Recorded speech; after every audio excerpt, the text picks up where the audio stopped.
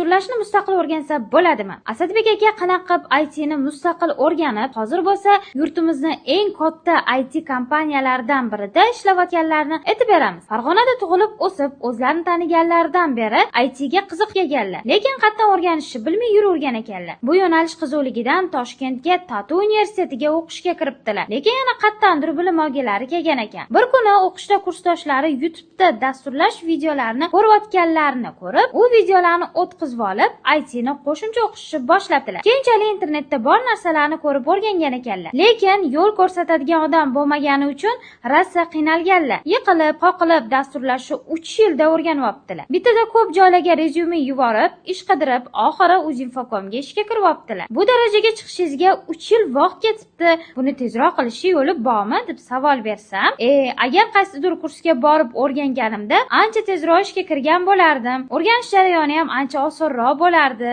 dedilar. Hozir ishlayotgan ishxonamning ichida YouStudy degan IT akademiya ochilgan. O'shdagi kurslarni o'qisanglar, men bosib o'tgan yo'lni 1 yilda o'tib qo'yasizlar deb qo'shimcha qilib qo'ydilar. Qanaqa kursligini bilmoqchi bo'lsanglar, izohlarda plus belgisini qoldiringlar.